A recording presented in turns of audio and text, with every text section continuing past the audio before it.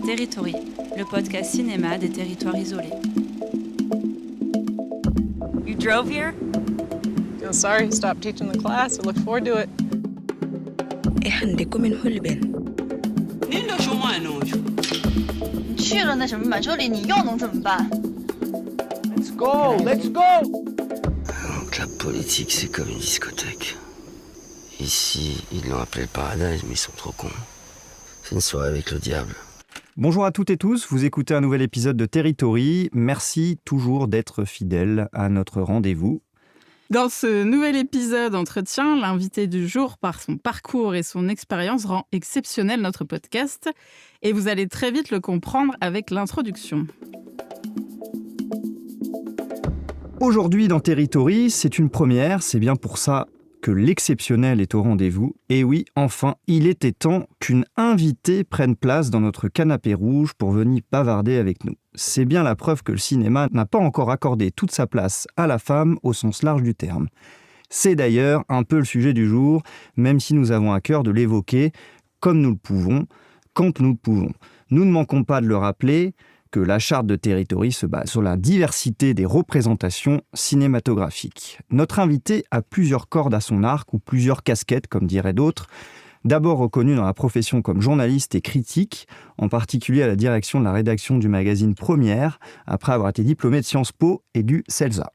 Forgeant une spécialité dans la place des femmes au cinéma, elle souligne son affection pour ces créatrices faisant de ces cinéastes de prédilection comme Kelly Reichardt, Lynne Ramsay ou Jane Campion, pour ne citer que certaines qui font partie de notre label Territory. Dans cette lancée, elle écrit plusieurs livres, dont Fashion et cinéma aux éditions des Cahiers du cinéma, 50 femmes de cinéma chez Marest Éditions ou 100 grands films de réalisatrices édités chez Grand Arte. En avril dernier est paru son dernier ouvrage, Alice Guy, la plus audacieuse des pionniers du cinéma, édité par Hors Collection. À travers le prisme et son attachement à la grande pionnière quasi effacée de l'histoire du cinéma pendant près d'un siècle, elle fonde en 2018 le prix Alice Guy, récompensant ainsi chaque année le meilleur film français de cinéma réalisé par une femme, tout en honorant la mémoire et l'œuvre de la première cinéaste du monde.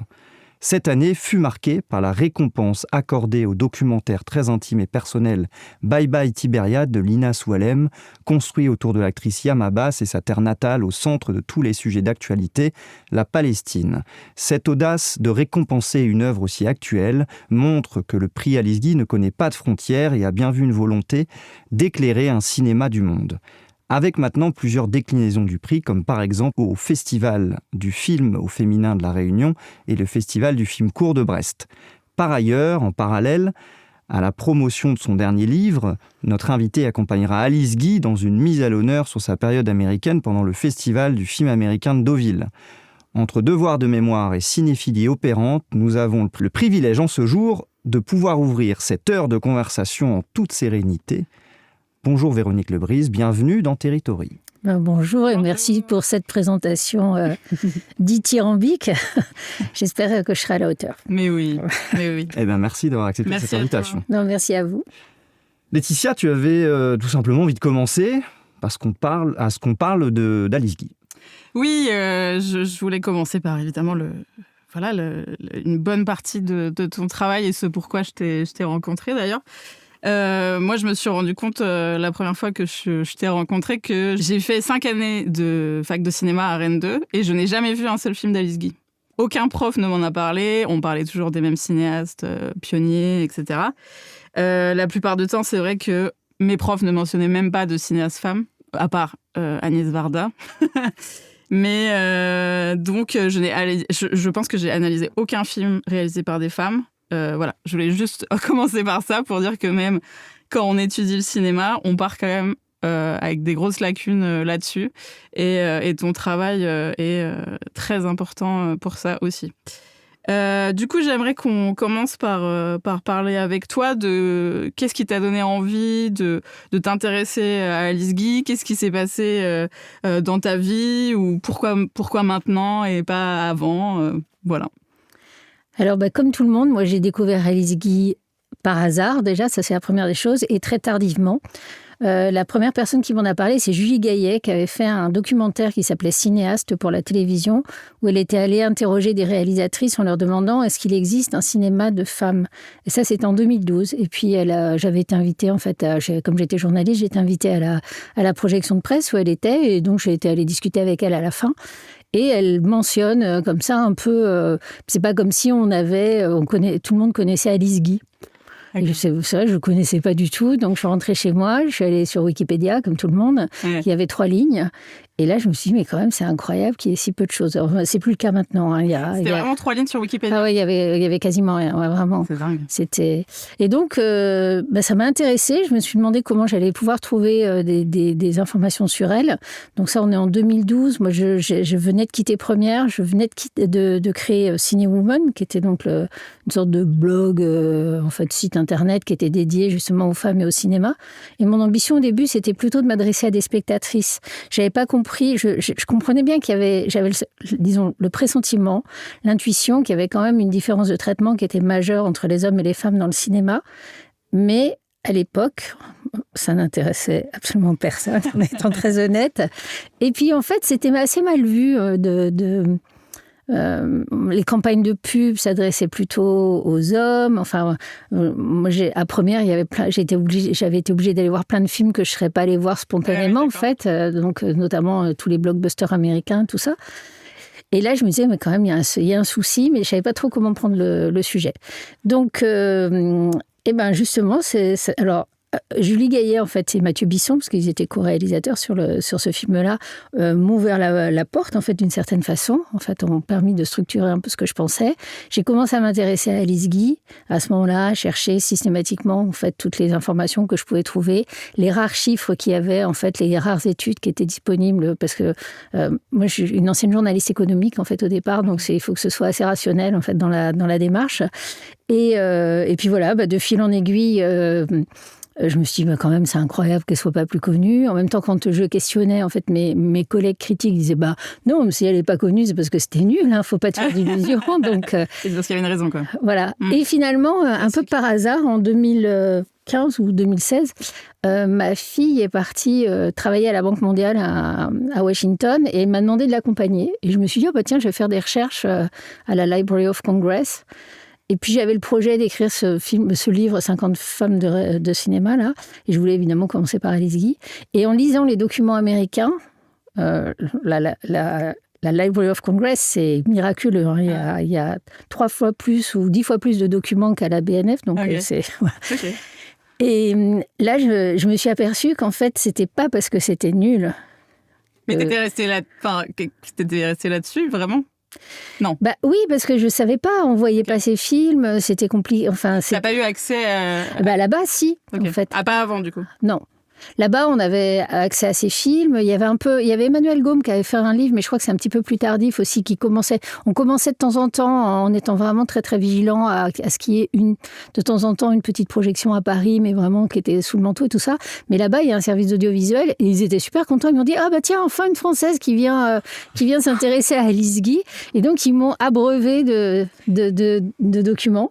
Parce que du coup, on rappelle juste que, Alice Guy est partie vivre aux États-unis et a fait période américain. Voilà, et a fait des films américains. Ouais. Mais de toute façon, la Library of Congress, Trump n'était pas au pouvoir à cette époque-là, avant qu'il change tout, là, voilà. Il a toujours été là, dans les médias, tout ça. Ouais, mais c'était... c'est la culture du monde entier qui est disponible là-bas. Alors évidemment, il y a plus de documents américains que nous, auxquels on n'a pas accès. Et alors, en fouillant là-bas, en fait, ce dont je me suis aperçue, c'est que elle était un peu plus connue aux États-Unis qu'en France. Alors là-bas, on l'appelle Alice Guy Blaché, avec son nom de femme mariée. Mais qu'on voulait quand même, on avait du mal à lui accorder quand même la place qu'elle avait parce qu'elle était française et pas américaine et qu'il voulait quand même une américaine pour créer le en premier, quoi. Voilà, c'est ça. Donc voilà, mais la dissension était plutôt là-dessus, il contestait pas du tout la carrière qu'elle avait eue et la qualité de ce qu'elle avait fait. Donc voilà, ça me permettait en fait en ayant accès à tous ces documents et tout ça, ça a grandi en fait. Ma connaissance d'Alice Guy a vraiment augmenté. Puis j'ai commencé à en parler et plus on parle de quelqu'un, plus il arrive de choses. Oui, tu rencontres des gens qui connaissent. Personne n'avait jamais fait de thèse en France sur elle. Non, alors la première a été soutenue l'an dernier. En fait, elle a été soutenue même à Florence en Italie, parce que au début, elle n'a pas réussi, la jeune fille. Coraline Refort, là, qui l'a soutenue, n'a pas réussi à avoir une université française. On lui a dit, oh non, pas Alice Guy, ça suffit Alice Guy. Voilà. Donc alors c'est la première thèse qui a été faite en France, en France et en Italie. En Europe, je crois qu'il y en a une qui a été faite en Espagne, que j'ai pas lue, et il y a eu une thèse aussi qui a été faite aux États-Unis, mais c'est assez récent. Du coup, maintenant c'est fait. Puisque finalement, elle a réussi à avoir une tutelle. Donc, maintenant, c'est fait. Mais elle n'a étudié que... même si elle connaît très bien la période américaine, mais elle a étudié que la période française, en fait. Ok. Et ça fait 900 pages, sa thèse, sur la période française. Tu l'as lu, sa thèse ? Non, je l'ai pas lu. J'étais à la soutenance, mais pour le moment, elle n'est pas publique, en fait. Donc, je la connais bien. Donc, on a beaucoup discuté. Mais, bien sûr. Oui, j'imagine. Et il va falloir la traduire ou elle a sorti sa thèse en français ? Elle l'a sortie en français, ouais. Français et italien, je crois. Mais je ne crois pas qu'elle l'ait traduite in extenso en italien. Elle a soutenu dans les deux langues, mais je ne sais pas si elle va être traduite. En fait, de toute façon, ce qu'elle va faire... 900 pages, c'est quand même pas mal.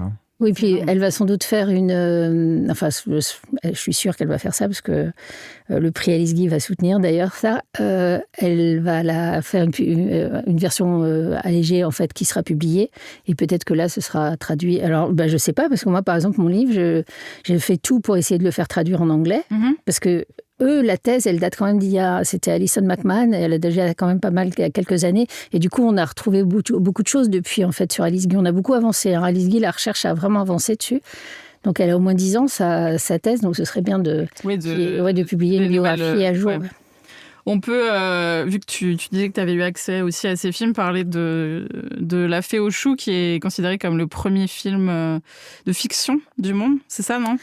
Alors, ça, il y a une grosse bataille, d'accord ? On dit que la date officielle de création du cinéma, c'est le 28 décembre 1895, quand les frères Lumière font leur fameuse projection publique. En fait, ils en avaient fait une avant, le 22 mars 1895, à laquelle a assisté Alice Guy en tant que secrétaire de Léon Gaumont, puisqu'elle était secrétaire de Léon Gaumont. Et là, a priori, il y a eu de projeter seulement la sortie des usines. Vraiment le tout premier film des Frères Lumière. Mais après, ils ont continué à produire, parce qu'eux, ils avaient des opérateurs, en fait, qu'ils envoyaient, enfin, dès qu'ils ont réussi à construire leur machine, ils ont envoyé voilà. Et a priori, elle considère, enfin, elle le dit dans ses mémoires, que la première fiction, c'est L'arroseur arrosé. Et L'arroseur arrosé n'a pas été... Elle confond un peu, parce qu'elle pense qu'il a été projeté... Donc Alice Guy pense qu'il a été projeté le 22 mars, mais en fait, il n'a pas été projeté le 22 mars, il a été projeté le 28 décembre. Et elle fait La Fée aux choux, qui est une vraie fiction, parce que c'est l'histoire d'une fée qui va chercher des bébés dans des choux. C'est pas un gag, en fait, au sens... alors, est-ce qu'ils avaient répété ? Est-ce qu'ils l'ont pris sur le vif ? Les Lumières, on ne sait pas trop, mais enfin bon. Et donc là, et en plus, le scénario a été écrit. A priori, il est chez Gaumont, mais Gaumont a du mal à ouvrir ses archives, donc on ne sait pas trop. Mais donc le premier scénario écrit d'une fiction avec un personnage imaginaire, c'est Alice Guy. Voilà. Et c'est pas Méliès, en fait. Ça, c'est sûr que c'est pas Méliès, parce que Méliès arrive après. C'est après, Oui, c'est pas longtemps après. Elle dit des années après, mais c'est pas des années après, c'est quelques mois après. Peut-être même quelques semaines seulement. Mais lui, il était magicien, donc il avait l'idée de la fiction. Mais les trucages, elle en a fait autant que lui, en fait. Je sais, c'est ça. Donc ça, c'est... Il y a que lui qui est resté aussi, Alors, au niveau des trucages, quoi. Mais pour rester dans l'histoire, il faut que quelqu'un raconte votre histoire, raconte votre légende. Donc, les Frères Lumière, voilà... Les Frères Lumière ont Thierry Frémaux et Bertrand Tavernier qui ont vraiment expliqué que le cinéma était né à Lyon. Méliès, en fait, c'est non pas sa fille, mais sa petite fille, en fait, qui a entretenu la mémoire. Et puis, ça a été, ils ont tous aidé à la Cinémathèque. Et donc, ils ont beaucoup construit sur elle. Alice Guy, elle n'a pas eu cette chance-là. Surtout que, comme elle a eu cette carrière sur les deux pays, c'était plus compliqué. Ses enfants étaient... Oui, ça, elle avait un de ses fils aux États-Unis, je crois, et... Oui, elle avait une fille et un fils, mais ils n'étaient pas tellement intéressés par le cinéma. Enfin bon, ça a été... La famille, c'est un petit peu compliqué, en fait. Le divorce des parents et tout ça. Voilà, le divorce. La difficulté d'être sur 2 territoires aussi, parce que du coup, elle a été un peu oubliée en France quand elle est partie aux États-Unis. Ouais. Et tu parlais d'Agnès Varda en disant, c'est la seule qu'on connaît. Mais Agnès Varda, en fait, elle a créé son personnage dès sa première photo, en fait. Elle sait, dès qu'elle commence à être photographe, elle se prend en photo, elle imagine sa coiffure, etc. Et elle se crée un personnage. En fait, elle commence sa carrière en pensant à sa légende, tout de suite. Et du coup, c'est la plus connue. On va passer ensuite à la création du prix Alice Guy. Je voulais savoir si tu avais des critères techniques, scénaristiques. Je sais que c'est pas toi qui remets directement le prix, il y a un jury. Mais voilà, je voulais savoir comment ça se passait. Je sais qu'il y a une liste, moi je vote chaque année, il y a une liste de films qui sont sortis sur le site internet et les gens votent. Mais voilà, je voulais savoir les détails, quoi. Mon propos, c'était d'expliquer que les femmes ont autant de talent que les hommes, parce qu'avant, c'est ce qu'on disait, les femmes ne sont pas connues parce qu'elles n'ont pas de talent. Ouais. Donc, mon propos, c'était de dire qu'elles avaient autant de talent dans tous les domaines. Donc, je ne fais pas de sélection, en fait. Le seul critère, c'est je prends tous les films français à financement majoritairement français, donc selon les critères du CNC, ce qui fait qu'un film qui a 40% de financement français, mais tous les autres si les autres financements sont plus bas, ça marche, en fait, parce qu'il faut que ce soit... C'est pas un financement... Tu as des règles financement public et privé, et comme on ne peut pas avoir plus de 50% d'argent public aussi sur un long métrage, du coup ça complique. Voilà. Alors donc là c'est vraiment, moi je m'en fiche que ce soit privé ou public, en tous les cas il ne peut pas avoir, il faut que ce soit un financement majoritaire mais pas absolu, français, et qui soit sorti en salle entre le 1er janvier de chaque année et le 31 décembre. Okay. Et tous les films ont leur chance, et je descends vraiment très bas, parce que par exemple j'intègre les programmes de court-métrage à condition qu'il y ait un film dans les programmes de court-métrage qui soit co-réalisé par une femme, parce que les co-réalisations rentrent aussi. Voilà. Donc ça fait à peu près 90 films par an, et bizarrement, c'est un chiffre qui n'évolue pas. Ah, c'est stable, quoi. Ouais, c'est plutôt même à la baisse, en fait, en étant très honnête, alors qu'il y a quand même, depuis 8 ans, c'est quand même un peu à la baisse, même. Et j'intègre donc les documentaires, ce qui a permis à Lina Swalem d'avoir le prix. Donc, l'animation, évidemment. Alors, les longs métrages d'animation, il n'y en a quasiment pas. Et puis, autrement, toutes les fictions. Et là, à partir du 1er décembre de chaque année, je liste tous ces films-là. Et qui veut vote, c'est-à-dire que c'est ouvert à tout le monde, absolument à tout le monde, et que vous habitiez en France, au Sénégal, à Mayotte, vous pouvez voter en fait à condition. Et voilà, et vous pouvez voter pour 5 films en fait maximum. Et les 5 films qui ont reçu le plus de votes, le 31 janvier, où j'arrête les compteurs, sont des 5 films qui sont finalistes, qui ont le plus de votes, voilà, et qui sont ensuite soumis à un jury. Alors le jury, c'est que des professionnels du cinéma. C'est pour éviter qu'il y ait une réalisatrice qui fasse voter tous ses amis, et que ce soit simplement la quantité qui marche. Et c'est 3 hommes et 3 femmes. Voilà, et c'est très strict. Et il n'y a pas de président, pas de présidente. Et l'ancienne lauréate et d'office au jury de l'année d'après. Prochaine édition. Voilà, c'est pas mal, ça, c'est bien. Ouais. Et il n'y a pas d'autres réalisatrices, en fait. L'idée, c'est de varier les métiers. Je descends vraiment dans des catégories de métiers qui sont un peu... Il y a eu un sous-titreur, par exemple, une banquière, ils ont tous un lien avec le cinéma, mais... Et cette année, on avait Thomas Joly, puisque lui, il avait mis la statue à la cérémonie d'ouverture, la statue d'Alice Guy à la cérémonie d'ouverture. Voilà. C'était vraiment lui, du coup. Ouais, c'est lui. Ok, c'était son idée. Il revendique en tous les cas, disons. Et puis voilà, la plus connue autrement, c'était Anna Mouglalis, qui était là aussi, qui est très impliquée, qui était beaucoup dans la commission d'enquête là. Ouais, bien sûr. Voilà. Ouais. Mais parce que le prix a été créé au moment de après l'affaire Weinstein, juste exactement au même moment. Quand j'ai vu que ça se passait comme ça, je me suis dit il faut faire quelque chose de. C'est vraiment lié du coup après l'affaire Weinstein. En fait, oui, parce que c'était, oui et non. Oui, parce que là, tout le monde comprenait ce que j'avais compris, moi, des années avant, qu'il y avait vraiment un problème et qu'il fallait faire quelque chose. Ça, c'était la première chose. Et la deuxième chose... en fait, moi, ce qui m'a donné ça, c'est le Goncourt. Je regardais... j'étais en train d'écrire 50 femmes de cinéma, là, et je regardais le Goncourt et je me suis dit, mais en fait... Personne ne sait qui c'est, les Goncourt, on s'en fout complètement. C'est que des hommes. Voilà, et tout le monde se bat pour ça. Donc je vais faire un prix qui va s'appeler Alice Guy, même si personne ne sait qui c'est pas très grave. Tout le monde le voudra. Voilà, et tout le monde le voudra. Et puis ça permettra, en fait, à force d'en parler chaque année, parce qu'il y avait déjà eu des documentaires ou des livres sur Alice Guy, et finalement ça suffisait pas. Donc à force d'en parler chaque année, là, ça va finalement rentrer dans la tête des gens. C'est ce qui s'est passé. Je pense. Pour faire la transition, tu as choisi aussi de décerner le prix Alice Guy à des courts-métrages dans différents festivals. Germain en a parlé en introduction. On le sait, le court-métrage est souvent oublié en tant qu'œuvre à part entière. Comment ça se passe concrètement, ces collaborations ? Je sais par exemple évidemment qu'à Brest, le prix est remis par un jury de jeunes avec qui tu travailles et que tu accompagnes. Je sais que vous avez des échanges et tout ça. Donc j'imagine que toi, quand tu leur parles... Je ne sais pas s'ils connaissaient Alice Guy, comment tu amènes le sujet et comment tu choisis, tu les accompagnes pour le choix du prix, quoi. Les jeunes, à la limite, c'est les plus faciles parce que finalement, ça les interroge. Donc, ils vont voir sur Wikipédia, ils googlisent tout de suite et ils voient en fait qui est Alice Guy. Donc ça va. Alors, le principe, c'est que, en fait, on m'avait dit, oui, mais c'est un peu idiot de remettre qu'un prix comme ça parce que les réalisatrices de court-métrage, elles sont nombreuses, elles sont plus nombreuses que celles de long-métrage et puis il faut les aider, donc je me suis dit, j'ai essayé de réfléchir comment appliquer en fait ce que j'avais fait pour le long métrage au court métrage, et j'ai trouvé que la meilleure, parce que les gens ne voient pas les courts métrages malheureusement. Donc l'idée c'était plutôt d'aller dans les endroits où ils les voyaient, c'est-à-dire dans les festivals, et de faire des partenariats avec des festivals, ce qui me permettait justement aussi d'ancrer le prix Alice Guy dans des territoires. Vous allez être sensible à cette thématique-là. Voilà. Exactement. Et donc, d'aller chercher les gens là où ils sont. Et j'ai commencé donc avec le FID à Marseille, ce qui était sur un cinéma qui est très particulier. C'est du cinéma qui est très expérimental, très voilà. Et puis de fil en aiguille, comme ça, on m'a proposé en fait de faire des prix Alice Guy dans différents festivals. Donc là, en ce moment, j'ai 6 partenariats, voilà, et j'étais très touchée. Alors il y a en France, donc il y a Marseille, Arles, Brest. Rennes aussi en animation, là spécifiquement.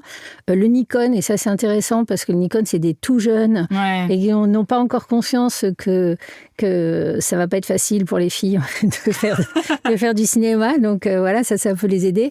Et puis autrement, ça j'ai eu cette chance de pouvoir signer à La Réunion. La Réunion c'est bien, parce que, moi je suis ravie de ce partenariat. Enfin, je suis ravie de tous, mais de celui-là en particulier, parce que l'idée c'est quand même d'aller chercher les talents partout où ils peuvent être. C'est-à-dire pas seulement à Paris. Non, bien sûr. Évidemment. Voilà. Il y a quelques années, quand je reviens encore à mes études de cinéma, j'ai acheté un livre, c'est parce qu'on en a parlé avec Germain, j'ai acheté un livre qu'on présentait comme incontournable, les 100 meilleurs réalisateurs, donc le titre dit tout. Et évidemment, sur 100 noms, il y avait une seule femme dans le livre. Enfin, il fallait vraiment la trouver. Et évidemment, roulement de tambour, la seule femme qui était dans le livre, c'était Jane Campion. Comme si elle était l'exception qui confirme la règle, que voilà, tous les autres films de femmes, comme tu disais, n'étaient pas assez bons pour... qu'elles n'étaient pas des bonnes réalisatrices, donc elles ne pouvaient pas être dans le livre. Et c'est précisément pour ça que ton livre, Les 100 grands films de réalisatrices, est si précieux, parce qu'il vient réparer justement une invisibilisation massive. Parce qu'il propose une autre mémoire du cinéma, une autre cartographie des chefs-d'œuvre, et surtout parce qu'il permet à tout le monde, que ce soit des cinéphiles aguerris ou des simples curieux, comme tu le disais, d'avoir envie d'avoir une référence qui donne justement aux femmes cinéastes la place qu'elles méritent. Donc, c'est pas seulement une question de cinéma, c'est une question de justice culturelle, je pense, de mémoire, mais aussi de transmission, parce qu'on ne peut pas aimer ce qu'on n'a pas montré et ce qu'on refuse de nous montrer. Donc, je fais la transition avec Germain, du coup. Oui, justement, on va un petit peu se pencher sur cet ouvrage. Alors c'est pas le dernier, on va reparler, mais là on a un petit peu parlé de son dernier ouvrage et surtout de Alice Guy parce qu'il fallait réillustrer ça.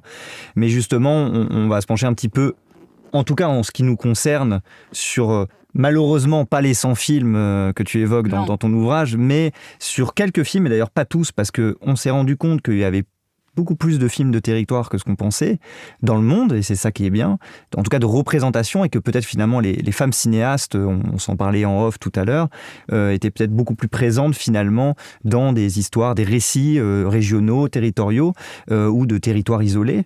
Et donc Voilà, nous, c'était important de souligner justement quelques-uns de ces films. Alors, Laetitia, je te laisse commencer avec deux d'entre eux déjà.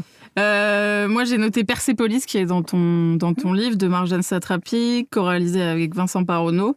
Donc, point important, c'est un film d'animation d'une cinéaste franco-iranienne qui adapte sa propre bande dessinée, qui est très inspirée de sa propre vie dans le Téhéran de la fin des années 70. Donc évidemment, c'est un film qui est encore plus d'actualité, enfin qui est toujours d'actualité vu le sujet, sur une adolescente qui se bat pour juste être libre, quoi. Et je sais pas si on rentre dans les détails, je pense pas que... Non, mais on peut...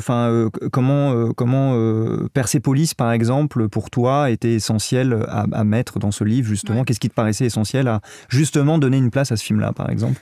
Alors, le propos du livre, c'était de balayer tous les genres. En fait, ce que je vous ai dit, moi, j'ai une volonté d'être très, très large. Donc, de balayer tous les genres et d'essayer de montrer, en fait, qu'il y avait des femmes qui étaient réalisatrices et dans tous les domaines, parce que on les cantonne souvent quand même. On dit, bon, c'est bien, mais elles font des comédies romantiques, quoi. Ouais. En gros, c'est un peu ça. Ouais. Donc, moi, je voulais montrer qu'il y avait des femmes qui savaient faire rire, qui avaient eu du succès avec ça, qu'il y en avait qui savaient dessiner, qui pouvaient raconter, en fait, et avoir du succès aussi. Hein. C'était très important qu'il y ait des films qui montrent que les femmes pouvaient avoir du succès, puisque l'autre reproche qu'on leur fait, c'est de dire, non, mais elles s'adressent qu'aux femmes, et du coup, économiquement, c'est pas intéressant. Alors qu'on sait que le ratio est quand même très, très intéressant, mais bon, ça, le jour où les financiers le reconnaîtront, c'est difficile. Et donc, c'était de l'animation en noir et blanc, enfin quasiment tout le film est en noir et blanc, donc c'était un sacré pari, et ça a fait quand même 1 million d'entrées sur une histoire qui est pas facile, en fait, qui est quand même un peu sur la déprime de Marjane Satrapi, les difficultés qu'elle a eues à s'exiler et tout ça. Donc, la douleur, en fait, la douleur de s'être trompée en croyant, en fait, à la libération du pays quand le Shah est parti. Et puis, finalement, la chape de plomb qui est tombée sur son pays, qui est quand même un pays riche d'une culture incroyable, en plus, donc avec des particularités qui sont vraiment incroyables à découvrir. Enfin, moi, j'ai qu'un rêve, c'est d'aller en Iran, en fait. Pas à cause d'elle, mais en partie à cause d'elle. Mais bon, voilà, moi, je veux pas mettre de voile, donc comme ça, c'est réglé. Donc voilà, c'était une façon de s'approcher de cette culture, de cette... en plus, c'est assez drôle, quand même, la façon dont elle en parle, même si c'est tragique, son histoire est quand même tragique.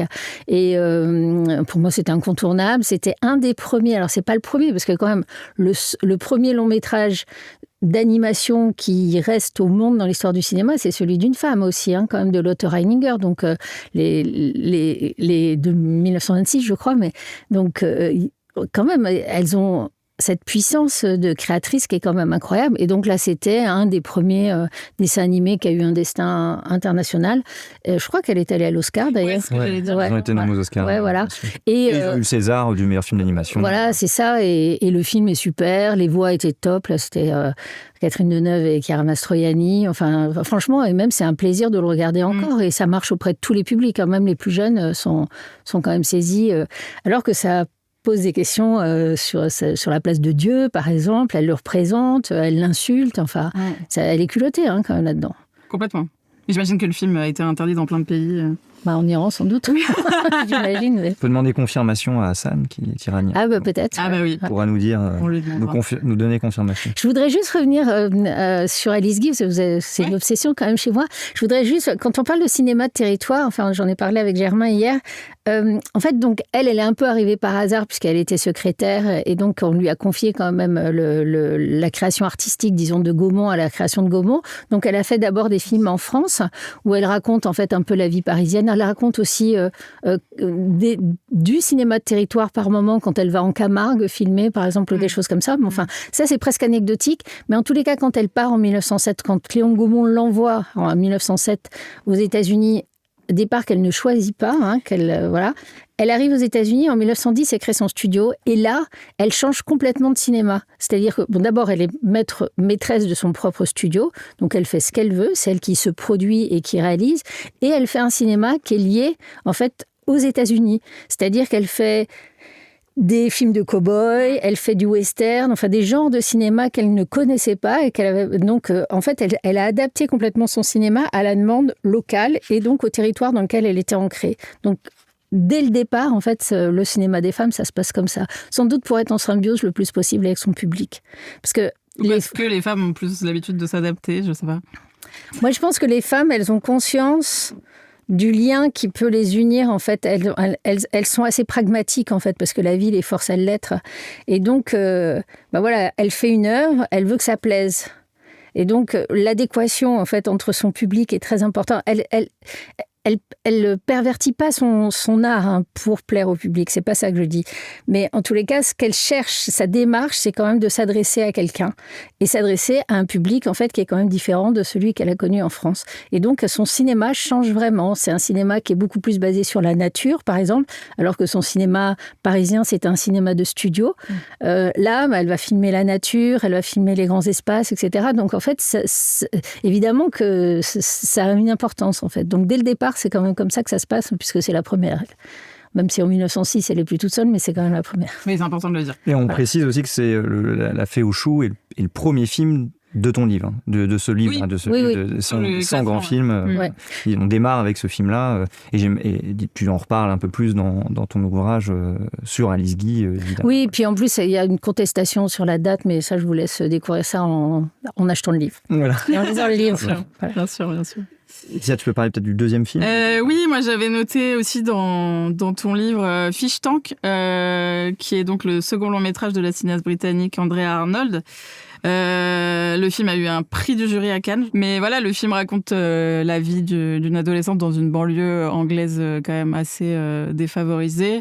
Elle est un peu laissée à l'abandon. Personne ne croit en elle, et d'un coup, sa mère rencontre un homme, et voilà, il se lie une relation entre les deux qui en dit beaucoup aussi sur le patriarcat et le pouvoir qu'il a dans sa vie. Il la met en avant, et en même temps, voilà, il a des intentions. Je sais pas comment. Voilà, il est attiré par elle. Voilà, il y a une grosse différence d'âge. Qu'est-ce qui t'a poussé à inclure ce film dans le classement ? Andrea Arnold, ça me semble une incontournable. Et puis, il y a une énergie dans ce film qui est dingue, quoi. Oui. On a rarement vu ça, et même encore aujourd'hui, d'ailleurs. Je pourrais peu citer de films où il y a une telle énergie, une énergie aussi féroce, qui est beaucoup portée par la jeune actrice, d'ailleurs, qui n'a jamais plus rien fait d'autre, en fait. Jarvis, ouais. Voilà, c'est ça. Qui devait refaire des films, et depuis, rien. A disparu un peu de la circulation. Je sais pas, elle était enceinte à la fin du tournage. Enfants, ouais. Ah, c'est vrai. Ouais. Okay. Elle l'avait rencontré à un arrêt de bus, en fait, c'est incroyable. C'est vrai ? Ouais. Et puis, je sais pas, il y a le lien sur la danse, l'énergie, le vocabulaire, qui est sa petite sœur, là, qui est belle comme tout et qui parle comme un charretier. En fait, le désamour aussi, en fait, l'absence d'affection qu'il y a dans ces foyers anglais, tout ça. Ouais. La mère qui la délaisse. Voilà, c'est ça. Ouais. Puis c'était une autre... C'est pas misérabiliste comme Ken Loach, par exemple. Non, pas du tout, non. Donc, qui a l'habitude de filmer, en fait, ces classes populaires aussi. C'est intéressant, Ken Loach. C'est drôle parce que je t'en parlais hier, c'est le même chef opérateur. C'est Robbie Ryan qui filme les films de Ken Loach et qui filme les films d'Andrea Arnold. Et ce n'est pas du tout le même style. Pas du tout. Même visuellement, Non, esthétiquement. voir, ouais. C'est ça qui est surprenant, en fait. Et puis le fait que ce soit ancré sur ces personnages féminins aussi, en fait, parce que c'est un peu une caractéristique des réalisatrices, quand même. Quasiment tous leurs personnages principaux sont des femmes, à qui il arrive des histoires de femmes, évidemment. Mais... Donc voilà, en même temps, le fameux petit ami de ça... T'en fais une présentation... moi, je sais pas, on l'aime bien, c'est on l'aime bien, mais en fait, c'est pas quelqu'un de bien, quoi. Non, mais en même temps, c'est presque un jugement moral de dire ça, parce que finalement, il s'intéresse vraiment à elle. Alors, c'est sûr, il pousse un peu loin mais... Tu vois pas ça comme ça ? En tous les cas, à l'époque, évidemment, c'est répréhensible. C'est pas... Non, tu nies pas. Ouais. Mais il lui apporte, parce qu'il faut aussi dire qu'il est marié, lui, qu'il a une famille, etc. Donc, mais en fait, je pense qu'il a un réel attachement pour elle, en fait. Pour la petite, même si effectivement, il n'aurait pas dû franchir c'était à lui de la repousser. Oui, c'est ce que j'allais dire. C'était à lui de mettre les limites, et il l'a pas fait. Mais je sais bien qu'il lui apporte beaucoup, mais ouais. Ouais, c'est quand même un foyer de cette mère avec ses deux filles où il n'y a pas d'amour, il y a beaucoup de violence verbale. En fait, s'il n'y a pas de violence physique, pas d'argent. Enfin, donc c'est sûr que lui, il arrive un peu comme une sorte de prince charmant. En fait, on pourrait dire ça comme ça. Hein. Exactement. Mais c'est vraiment intéressant. Puis c'est quand même intéressant, justement, pour le film, en fait, que ça aille au bout. Et puis quand elle commence à s'attacher à lui, de voir comment elle découvre justement qu'il a cette autre famille et tout ça, au moins c'est réaliste en fait. Ah ouais, complètement. Voilà, mais ça c'est certain. Je dis pas moralement, c'est effectivement contestable. Ce que tu voulais dire, j'ai eu un avis assez tranché, mais. C'est-à-dire que tu l'as résumé à l'aune d'aujourd'hui. Ouais. Alors que quand c'est sorti, on n'avait pas en fait. Mais moi je l'ai vu il y a pas longtemps aussi, c'est pour ça. On pensait pas les mêmes choses. Ouais, exactement. On reste sur une cinéaste que nous, on apprécie particulièrement à Territory. On va évoquer la dernière piste, Mix Cut-Off, qui est le titre original, ça veut dire 12 coupures. Alors, souvent, nous, on aime bien pointer le fait que les distributeurs changent les titres pour la France, mais en même temps, 12 coupures, je ne suis pas sûr qu'on aurait très bien vendu le film, parce que on est dans un film un peu western au féminin, donc c'est un film de Kelly Reichardt, avec son actrice fétiche Michelle Williams, mais aussi Paul Dano. On est dans l'Oregon 1845, une caravane familiale qui est guidée par un Indien dans le désert. Hein, je résume très très brièvement, évidemment ça parle de beaucoup plus de choses que ça. Et surtout c'est un portrait au féminin, c'est-à-dire que c'est vraiment du point de vue beaucoup plus des femmes de cette caravane que des hommes. Et c'est ça qui était intéressant dans ce film-là. Tu me disais en off que tu avais une préférence pour la première partie de carrière de Kelly Reichardt. Et du coup, je me demandais pourquoi ce film, qui date à peu près de 2010 et qui figure un peu aujourd'hui, quasiment au milieu de la carrière de Kelly Reichardt. Parce que comme je voulais, l'idée c'était de représenter tous les genres. Il y a très peu de réalisatrices qui ont fait des longs métrages, des westerns en fait. Évidemment. Donc là, l'idée c'était vraiment de. En fait, à chaque fois, j'ai fait un casting, d'abord de choix des réalisatrices que j'allais prendre, et puis comme je voulais montrer en fait qu'elles étaient capables de tout faire, donc j'ai été chercher en fait, et je me suis dit Kelly Reichardt finalement. Je ne dis rien sur... ça n'entrave pas ce qu'on pense sur le reste de ces films, et qui sont quand même assez connus. Elle est quand même assez supportée par les cinéphiles et par les critiques de cinéma et tout ça. Et je me suis dit, là, c'est intéressant parce que avec une économie de moyens qui est certaine, on suit juste un convoi où ils sont pas très nombreux, dans un paysage qui est un peu toujours le même. En fait, elle arrive à montrer en fait ce qu'était que la vie quotidienne de ces conquérants de l'Ouest américain, en fait, qui étaient quand même des pauvres gens, qui partaient avec pas grand-chose. Et elle décrit, on les voit, qui font de la couture, qui s'embourbent, qui nettoient, qui font de la cuisine, qui ont du mal, qui se perdent, parce qu'en fait, le propos, c'est qu'ils se perdent, et il y a un Indien qui les guide, et finalement, les hommes du convoi se sentent menacés par cet Indien, alors que c'est eux qui les sauvent. Et finalement, les femmes ont cet instinct de survie qui fait qu'elles sauvent, en fait. Elles ont besoin de ce mec-là pour se tirer d'affaire. Enfin, en tous les cas, pour continuer leur conquête de l'Ouest, en fait, leur quête, qui est existentielle et puis qui est même pratique, en fait, pour continuer à vivre, en fait, tout simplement. Et donc, c'est elles qui prennent les rênes, en fait, de la caravane, en fait. Donc ça, c'est intéressant parce que c'est pas du tout cette vision-là qu'on a du western en général, hein. Je sais pas, d'habitude, c'est quand même un blanc qui arrive, qui désigne tout le monde, qui s'établit, et puis voilà, et il est content parce que c'est son territoire. Bon, là, c'est pas du tout ça. Et je trouvais ça vraiment intéressant de montrer cet aspect-là en montrant qu'on pouvait faire autre chose du western, qu'on pouvait raconter, en fait, l'histoire des États-Unis autrement que par la conquête habituelle, quoi. Il y a d'autres westerns qui sont différents en fait, du lot, mais celui-là, il est bien, il est bien et puis pour son économie de moyens, il y a très peu de personnages, c'est très bien, on est vraiment dans la poussière avec eux, voilà. Mais c'est vrai que Kelly Reichardt, qui est quand même une réalisatrice très intéressante, a montré d'autres capacités à elle, en fait, à la fois dans la manière de filmer, à la fois dans la manière de raconter des histoires. Dans ses autres films, celui-là, il est un peu atypique, oui, c'est vrai. Il sort un peu du lot du reste de sa carrière. Ça, c'est vrai. En plus, c'est un film d'époque, elle en a fait que 2 avec First Cow, donc c'est sûr que... Voilà. Un autre film différent, Wajda, de Haifa Al-Mansour. Alors, c'est un cas particulier, parce que c'est le premier film d'une cinéaste saoudienne.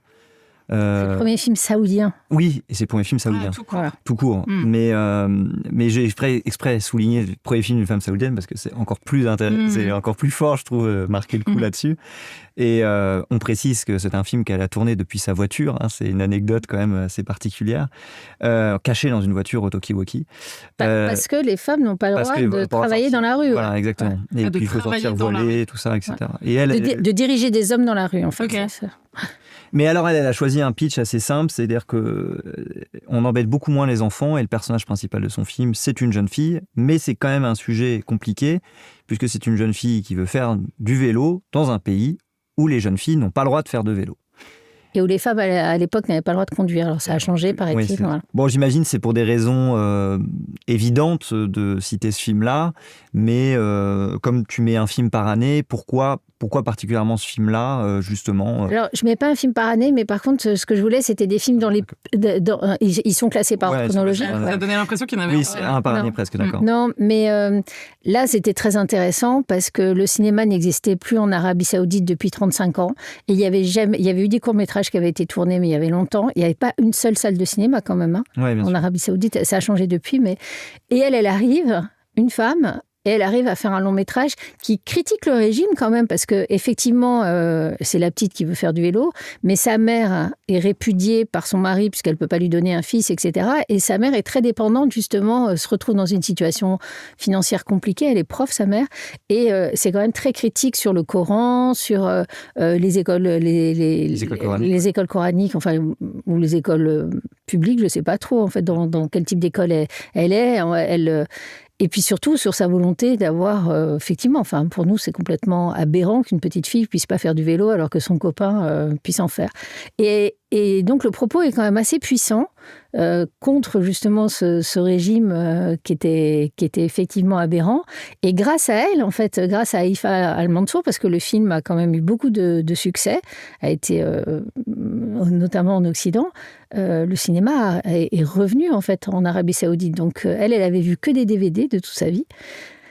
Incroyable, hein, quand même. Et puis maintenant, il y a des salles qui ont été ouvertes, ils financent un peu le cinéma. La situation des femmes s'est aussi améliorée, en fait. Donc, c'est un film qui a une portée absolument exceptionnelle, en fait, à la fois pour un pays, pour toute la communauté des femmes, et puis même pour la résonance, même pour l'image qu'on a de l'Arabie Saoudite, finalement. Je dis pas que c'est un pays où moi j'aurais envie d'aller vivre. En tous les cas, ça c'est, je pense, enfin, je n'y suis jamais allée, donc j'en sais rien, mais a priori, pas vraiment, mais en même temps, j'avoue que cette ouverture, c'est la preuve d'une ouverture, et il y a quand même pas beaucoup de moments où le cinéma change quelque chose d'aussi puissant, en fait, aussi puissamment. Elle, je trouve que c'est remarquable, en fait, de ce point de vue-là. Elle a fait d'autres films, après, qui sont moins convaincants. Qui sont des films américains. Mais du coup, je voulais faire un parallèle intéressant avec Alice Guy. Elle est partie, elle aussi, aux États-Unis. Elle a fait un film américain, qui n'est pas un grand film, je pense que tu l'as vu, qui est, je oublie le nom, mais c'est sur Marie Salé, l'autrice de Frankenstein, qui pendant des années ne pouvait pas être reconnue parce que c'était une femme. Oui, bien sûr. Elle n'avait pas le droit d'éditer son livre à son nom. Je crois que c'était son mari, je ne me souviens plus très bien dans le film, c'est Elle Fanning qui joue. Donc c'est drôle qu'une cinéaste saoudienne qui n'avait pas le droit de faire un film dans son propre pays va dans un autre pays faire un film sur une autrice qui n'avait pas le droit d'être éditée et donc pas le droit d'exister, entre guillemets. Alors, dans un pays pas musulman. Dans un pays, oui, en plus pas musulman, etc. Mais bon, après, on parle d'une époque aussi. Mais combien même, en fait, c'est marrant, l'Occident qui veut un peu nettoyer, entre guillemets, ce passé dérangeant. Et c'est marrant que ça soit une cinéaste comme ça. Alors, le film n'est pas exceptionnel, mais je trouvais qu'il y avait un point intéressant. Et c'était drôle quand on reparlait d'Alice Guy. Je me dis, tiens, c'est marrant, ça me fait penser... Ces cinéastes qui partent, en fait, et qui d'un coup vont faire un autre film, mais finalement, ça résonne avec aussi leur propre expérience. Bah oui, bien sûr, parce qu'elles choisissent les sujets en fonction de ce qui les porte. Et là, de toute façon, le premier film était quand même... on sentait bien le poids, quand même, le diktat, le poids que faisait peser le régime sur elle, sur sa liberté à elle. Elle avait fait un autre film sur une fille qui veut se présenter, enfin une jeune femme qui veut se présenter à une élection aussi, qui était un peu moins bien d'ailleurs. Et il y avait une ambiguïté, je me souviens plus du titre, voilà. Ouais. Mais il y avait une ambiguïté parce qu'en fait elle pouvait se présenter aux élections alors que elles n'avaient pas le droit de vote. Enfin il y avait un truc comme ça. Donc elle est quand même vraiment portée par ces sujets-là. C'est un film saoudien aussi. qui était un film saoudien aussi, ouais. D'accord, donc elle était retournée... Ouais, c'est grâce au succès de Wajda, en fait, qu'elle a pu faire ça, ouais. D'accord. Okay. Donc, on n'est pas à l'abri qu'elle continue, en fait, à faire ça. Puis si ça se trouve, parce que les femmes ne sont pas plus méritoires que les hommes, elles peuvent faire des films médiocres et puis finalement faire un film super après, quoi. Bien sûr. Voilà, tout à fait, donc ça peut arriver. Je vais poursuivre un petit peu dans la même lignée. Volontairement, on a essayé d'un peu ranger aussi ça pour que les films puissent se répondre. Je voudrais qu'on parle de I Am Not a Witch de Rungano Nyoni. Je précise, on a un extrait du film dans notre générique. Moi, c'est un film personnellement que j'aime beaucoup. Laetitia l'a découvert récemment, mais c'est un film que je trouve extrêmement brillant. Pareil, premier film d'une cinéaste zambienne. J'ai appris que c'était considéré comme le premier vrai film zambien, parce que c'est la première fois qu'il y avait un film qui a été quand même jusqu'à Cannes, il était à la quinzaine en 2017. C'est une œuvre qui traverse le monde des croyances, en particulier des sorcières, et qui devient un petit peu une forme d'attraction touristique. Alors je précise en petit point, voilà, on parlait de deuxième film aussi, de ces cinéastes qui font un premier film marquant et qui font un deuxième film parfois différent, mais pas forcément toujours, mais qui ont un premier succès. Le nouveau film de Rungano Nyoni, justement, qui a été produit par A24, qui est quand même pas un petit studio, qui est un gros studio indépendant américain, qui s'appelle On Becoming Guinean Fall, qui a été présenté au Festival de Cannes en 2024 dans la sélection Instant Regard, n'a pas de distributeur en France, ce qui est très surprenant. Et en même temps, moi, j'ai l'impression que pas complètement non plus. Une cinéaste africaine qui allait toucher à des sujets un peu sensibles. Alors moi, j'ai pas vu le deuxième film. Je sais pas si tu as pu l'occasion de le voir. Non, je l'ai pas vu non plus. Tu sais de quoi il parle ? Je sais que c'est un portrait de femme. J'ai survolé très peu. Je l'ai malheureusement manqué l'année dernière à Cannes. Et j'étais étonné qu'on n'en parle pas beaucoup, parce qu'en général, quand il y a des cinéastes qui font un premier film marquant, voilà. Mais du coup, on va parler un petit peu plus d'I Am Not a Witch, qui du coup figure dans ton livre. Comment tu as choisi ce film-là ? Moi, j'étais très surpris de le voir, parce que je trouve que c'est un film qu'on ne parle pas beaucoup. Moi, j'aime énormément ce film, et je suis très content de le découvrir dans ton livre. Bah déjà, parce que mon idée, c'était quand même de représenter le plus de pays possible. Donc la Zambie, voilà. Voilà. C'est bien vu. Ça, en plus, c'était effectivement un film qui était accessible. Il fallait que les films soient accessibles, en fait, aux gens qui voulaient les voir. Hein. Donc, voilà. Moi, j'avais trouvé ça très intéressant. Et puis surtout, je voulais absolument parler de la figure de la sorcière, puisque c'est quand même un sujet récurrent enfin, dans l'histoire des femmes, en tous les cas. Universel, partout dans le monde, en fait, finalement. Oui, voilà. Et là, c'est assez intéressant, parce que finalement, on désigne cette petite fille comme étant une sorcière, alors que, voilà, il n'y a aucune raison. Et puis, donc, ça veut bien dire que c'est complètement arbitraire, en fait, et que nous, en tant que femmes, on porte ce fardeau comme... enfin, je sais pas, c'est une accusation péremptoire d'un truc complètement arbitraire, en tous les cas. Voilà, et ça continue. Ouais. Et qu'il y a en plus des gens qui vont les voir effectivement comme si c'était un zoo, incroyable. Et je trouvais ça intéressant que ça apparaisse dans une culture africaine qu'on connaît pas. Enfin, je sais pas, moi je connais rien sur la Zambie, en étant très honnête. Et je me disais, en fait, si elle traite de ça, c'est une figure universelle justement qui va contre les femmes en fait, mais quand même que les femmes s'approprient aussi en fait, et plutôt que de désigner en fait elle est pas maléfique en fait, cette petite fille, parce que la pauvre, en fait, elle est... Donc voilà, donc la figure de la sorcière est traitée vraiment avec une ambiguïté qui est très significative, qui est très intéressante, et puis que ce soit en Afrique, enfin voilà, il y avait vraiment beaucoup de choses. Moi, je tenais à ce qu'il y ait beaucoup de pays dont on n'a pas l'habitude, en fait. Je voulais pas faire que des films français, parce qu'on peut faire son film de réalisatrice. Bien sûr. Voilà, donc l'idée, c'était quand même de ratisser large et de dire, vous voyez, même dans des pays où on croit qu'il n'y a pas de cinéma, parce qu'il y a quand même des pays où il n'y a pas de cinéma, et finalement, il y en a, et en plus, il y a des réalisatrices, et elles se cassent la tête, et elles font des films qui peuvent être de renommée internationale, donc c'est formidable. Voilà. Justement, on reste en Afrique. On avait parlé un petit peu en off. A Dry Wet Season de Zan Palsy. Alors, c'est le deuxième long métrage et premier film américain d'une cinéaste française des Antilles, qui en plus, du coup, ultramarine. Pérusse Cazenegre avait eu le César du meilleur premier film. Voilà, c'est ça. Qui, et un prix à Venise aussi, c'est la première femme qui a un César, si je ne me trompe pas, d'ailleurs, parce qu'elle est première dans beaucoup de choses, Zan Palsy. Déjà, ce qui est marrant, c'est que le premier cinéaste ultramarin, c'est une première cinéaste ultramarin, c'est elle. Zan Palcy, c'est 83, c'est ça C'est ça, dans les années 80. Dans les années 80. Et un succès colossal. Hein. Incroyable, qui va jusqu'aux États-Unis, justement. C'est pour ça que je pensais qu'elle avait eu il me semblait que son film allait jusqu'aux Oscars, Rue Casse-Nègre. Et après Rue Casse-Nègre, qu'elle avait eu du mal à monter financièrement, mais Truffaut l'avait aidé, je crois, à monter Rue Casse-Nègre, qui a eu cette reconnaissance assez importante et qui est un film vraiment sur la colonisation en Martinique, en fait, qui est l'adaptation d'un roman qui est très important là-bas. Bien sûr. Elle a essayé de monter des films en France, et notamment elle voulait faire un film sur l'apartheid qui était encore vivace à cette époque-là, et elle n'a pas réussi. Donc elle est partie aux États-Unis. Alors je ne sais pas si c'est parce qu'elle était martiniquaise, en fait le tropisme américain est finalement pas si loin.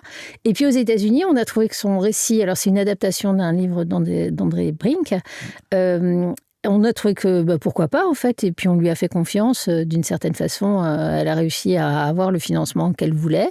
On lui a proposé Marlon Brando en fait pour jouer à l'intérieur du film, et elle est allée tourner. Donc elle a pu monter son film en fait aux États-Unis. C'est la seule fois où une réalisatrice dirige Marlon Brando. Et c'est la seule fois, c'était la première fois qu'on confiait un budget aussi important en fait à une femme noire. Donc et elle est partie tourner. Alors à l'époque, on ne pouvait pas rentrer en Afrique du Sud. Hein. C'était vraiment compliqué. Et elle est quand même allée chercher en fait des acteurs et des actrices qui étaient dans des troupes de théâtre noirs en fait, des acteurs et des actrices noirs qui jouaient dans des troupes de théâtre en Afrique du Sud, qu'elle a fait jouer un peu à la frontière. Elle est rentrée clandestinement. Enfin, c'est une aventure absolument incroyable. Et elle signe un film qui est plutôt intéressant parce qui raconte grosso modo comment en fait les blancs, parce que ça se passe dans une famille blanche qui sont plutôt ouverts d'esprit, c'est pas des comment en fait ils s'aperçoivent en fait que de la cruauté de l'apartheid, puisque le fils de leur jardinier en fait est tué dans une rixe. Et qui participe justement à l'émancipation tout en étant extrêmement menacé par le régime. C'est un des premiers films sur l'apartheid qui a été filmé par une personne noire, et elle a été saluée par Nelson Mandela dès qu'il est sorti. C'est un film culte là-bas. Enfin, c'est le courage qu'elle a eu pour faire ce film-là, c'est extraordinaire. Zan Palcy, c'est une personnalité remarquable, je l'adore. Donc et elle, malheureusement, même si ses idées sont très bonnes, elle défend des causes qui sont vraiment incroyables. Elle a fait une série sur l'implication des Martiniquais dans la Deuxième Guerre mondiale, etc. Enfin, c'est que des pans de notre histoire commune qu'on ne connaît pas, en fait, de l'histoire française, en fait. Mais moi, je la trouve remarquable et d'une élégance vraiment, vraiment rare. Et à la suite de ça, puisqu'elle a quand même continué sa carrière, elle n'a plus réussi à faire de films en France. Enfin, elle avait fait Siméon après, mais ça n'a pas marché. Donc, elle a quand même continué à faire des films un peu pour la télévision et tout ça aux États-Unis. Et à la suite de ça, elle a quand même eu un Oscar, une sorte d'Oscar d'honneur en fait pour saluer son travail. Et du coup, elle est revenue un peu en grâce ici, mais je pense qu'elle n'arrive toujours pas à monter ses films. Et d'ailleurs, je rebondis, c'est marrant, le film a été aussi produit par une femme qui s'appelle Paula Weinstein, qui n'a rien à voir avec Harvey Weinstein, qui est décédée l'année dernière, qui était une grande productrice, qui produisait que des gros films. Et Alors ça, c'est une saison Blanche et Sèche, qui a été produit par Paula Weinstein. Exactement, le film, donc j'évoque, donc du coup qui est présent dans ton ouvrage. Et alors d'ailleurs, pourquoi du coup celui-là que tu as choisi plutôt qu'un autre de Zan Palcy, par exemple ? Pour le courage qu'elle a eu d'aller tourner en Afrique du Sud à cette époque-là. Moi, j'étais jeune à cette époque-là, mais quand même l'apartheid, on en parlait quand même à toutes les informations, tout le temps, etc. Et puis, un petit hommage à Nelson Mandela, parce que je crois que s'il y a un grand homme à saluer, et qu'elle l'ait rencontré, moi, je trouvais ça. Et puis même, quand même, de faire un film dans un studio américain pour une Française, c'était quand même pas évident. Qu'elle ait dirigé Brando, même si Brando, ça peut être contestable à bien des égards, mais en tous les cas, elle l'a fait, et qu'elle n'ait pas eu peur, en fait, parce qu'elle aurait très bien pu avoir la trouille de se dire, non, en fait, moi qui je suis, c'est mon deuxième film, je suis une petite Martiniquaise. Et non, finalement, elle le fait, et je trouve que le film est vraiment intéressant. Il y a quand même des vraies scènes de rue qui sont de manifestations. Enfin, je sais pas, c'est une révolte qui est quand même capitale dans l'histoire de l'humanité. La fin de l'apartheid, c'est colossal, en fait. Bon, je sais bien qu'il y en a plein d'autres maintenant, mais en tous les cas, c'était vraiment très important, quoi. On avait noté aussi, évidemment, Jeanne Dielman, 23 quai du Commerce, 1080 Bruxelles, puisque c'est le titre intégrale de Chantal Akerman. Laetitia aime énormément ce film, donc je vais lui laisser en parler. Moi, je vais juste donner une petite information particulière, c'est que ce film-là, on se met à en reparler depuis pas très longtemps finalement aussi, encore une fois. Mais du coup, ce qui était intéressant, c'était que ce film-là a été classé comme le meilleur film de tous les temps par la revue britannique Sing and Sound. Cette revue, elle est très célèbre parce que c'est un des mensuels de cinéma les plus anciens de l'histoire du cinéma, parce que ça a été une initiative qui date de 1932 par le British Film Institute. Et du coup, la renommée de ce film, elle a été relayée par le Times, les Inrocks, Vogue. Donc, ouais, c'est un petit point particulier, c'est donc le meilleur film de tous les temps serait bien réalisé par une femme. Bah, il paraît. Alors, ce qui est amusant, en fait, c'est que quand j'ai fait ce livre, mes éditrices m'avaient imposé de ne prendre que des films qui étaient accessibles. Il fallait absolument que le public y ait accès. Oui, ce que tu disais. Oui. Voilà. Et Jeanne Dielman... il n'était pas accessible ? Non. Bah, pas à l'époque, oui. C'est ça, voilà. Oui, ce que j'allais dire, toi, tu l'as mis dans ton livre avant le classement, comme disait Germain. Exactement. De toute façon, je savais qu'Akerman, c'était incontournable, de toute façon, ça c'est sûr. Et donc, je suis allée dans une bibliothèque revoir Jeanne Dielman parce que je ne l'avais jamais vue, j'avais vu que des extraits. Mais évidemment, c'est un film qui s'apprécie sur sa durée, 3h40 ou quelque chose comme ça. Et en fait, la famille, elle s'était suicidée déjà, Akerman. Et en fait, la famille avait bloqué les droits, les accès au film. Mais je savais que c'était un film qui allait revenir en fait à un moment ou à un autre, et de toute façon je voulais absolument parce que c'est une référence. En fait, moi j'ai basé aussi sur mon site Cinéwoman, à chaque fois que j'interviewais quelqu'un, je lui demandais quels étaient ses 5 films de réalisatrices préférés. Du coup, je suis partie avec une base en fait assez large de 300 films à peu près de films qui étaient déjà cités. Alors comme il y a des hommes et des femmes, hein, j'interrogeais à chaque fois, et donc elle revenait quand même assez souvent. Bon, il y a Jane Campion, évidemment, mais elle revenait assez souvent. Et je m'étais dit qu'il fallait qu'à un moment ou à un autre, elle est considérée quand même en Belgique comme la plus grande réalisatrice de tous les temps, enfin, belge en tous les cas. Donc voilà, elle était incontournable. Donc il fallait trouver ça. Et puis bon, finalement, j'ai rien dit. Et ils ont pensé que c'était vrai. Et puis de toute façon, je savais que les droits, ça allait changer à un moment ou à un autre. Je crois que les films étaient quand même à la Cinémathèque belge. Et c'est Capricci, après, qui a récupéré les droits, je crois, sur tous ces films. Je ne sais pas qui les a récupérés, mais en tous les cas, la fondation qui a été créée par ses descendants, en fait, ils les ont libérés, mais ils ont mis du temps. Hein, ça dure au moins 10 ans où ils les ont bloqués complètement. Oui, ça a mis du temps. Tous les films étaient bloqués ? Quasiment tous, en fait. Il y en avait certains, je pense, qui ne pouvaient pas bloquer, mais en tous les cas, Jeanne Dielman faisait partie du lot, ça c'est sûr. Et elle a fait des courts-métrages aussi. Oui, du coup, moi, il y a plusieurs films d'Akerman que je n'ai pas vus, en fait, à cause de ça, parce qu'ils étaient difficilement accessibles.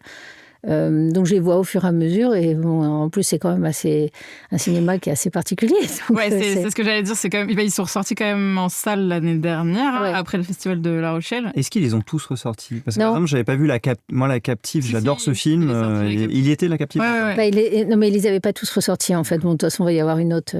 Mais par exemple, si vous voulez, dans les regrets, je connaissais Kinuyo Tanaka, qui était, je ne sais pas si vous la connaissez, qui est la première réalisatrice japonaise. Enfin, c'est pas tout à fait, c'est la deuxième réalisatrice japonaise, mais la première a fait un documentaire qui a disparu, et qui a fait 6 films qui sont extraordinaires. Okay. Mais je savais qu'elle existait, mais on ne voyait pas ces films, en fait. Donc, en fait, alors ils ont été sortis là depuis par Carlotta, avec un succès de dingue, hein, quand même. Il y a 2 films qui sont exceptionnels, en fait, de Tanaka qui valent... moi, je sais pas, tous les Ozu, Naruse, Mizoguchi réunis, en fait. Ah oui, d'accord. Donc, voilà. Donc, il y a... Ça, en fait, la vertu de ce livre, hein, c'est ça, c'est de faire en sorte, en fait, qu'on ressorte d'autres réalisatrices, d'autres visions du monde, parce qu'en fait, c'est ça qu'on veut, c'est avoir une vision la plus complète possible du monde, et d'avoir un témoignage d'une réalisatrice japonaise juste après-guerre, c'est quand même hyper intéressant, parce qu'elle filme des femmes, elle filme la réalité de la rue, en fait, elle filme des choses que les hommes ne filment pas, puisqu'eux, ils n'ont pas tout à fait la même vie que les femmes, en fait, tout simplement. Donc c'est ça moi, c'est ça qui me fait vibrer. Alice Guy, c'est pareil, il n'y avait pas d'autres femmes qui étaient derrière une caméra. Donc, en fait, le seul témoignage filmé qu'on ait de cette époque-là, c'est elle. Donc, c'est intéressant de voir comment elle voyait la vie, en fait, en se disant, OK, les hommes ont montré, c'est très bien, on le sait, mais nous, on veut aussi voir une autre partie, puisque c'est différent. Comme ce serait intéressant d'avoir la vision d'un colonisé sur un pays qui a été colonisé. Oui, ça, c'est sûr. En fait, on veut d'autres regards, en fait. C'est ça qu'on cherche. Des regards qui sont complémentaires. Alors, j'ai dévié, là, mais... Non, c'est pas grave. Non, ça se répond aussi. Non, moi, j'ai vu Gentleman l'année dernière. Alors, j'avoue, comme on avait parlé quand même quand j'étais en études de cinéma, mais le film était pareil, inaccessible et un peu mystérieux. Et je crois qu'on avait quand même la possibilité de le voir en DVD, mais je crois que le film dure 3h30. 50, c'est 3 ou 40, enfin, c'est très long, bon. C'est très bon. Mais en même temps, c'est un film qui se savoure sur la longueur, parce que c'est l'ennui qui... Ah oui, complètement. Le talent, c'est l'ennui, c'est la répétition de cette femme qui a une routine hyper précise et qui fait tout le temps la même chose. Enfin, Et qui dérape. Et qui dérape. On ne spoilera pas la fin. Mais en salle, pour moi, c'est vraiment un film qui se voit en salle parce qu'on est... Enfin, on est coincé dans la salle, on est obligé, on est fasciné par sa vie... qui est celle de Madame Tout-le-Monde, hein, mais enfin pas sur tous les aspects, mais voilà. Mais de filmer cette répétition, c'est fascinant. Enfin, l'avoir coupé des pommes de terre pendant un quart d'heure, ça peut paraître cliché, mais ce que dit Ackerman, c'est que elle, c'était les femmes de sa famille. En fait, elle filmait sa tante, sa mère, etc. Et elle dit, moi, je laissais tourner ma caméra au moment où un réalisateur l'aurait coupé.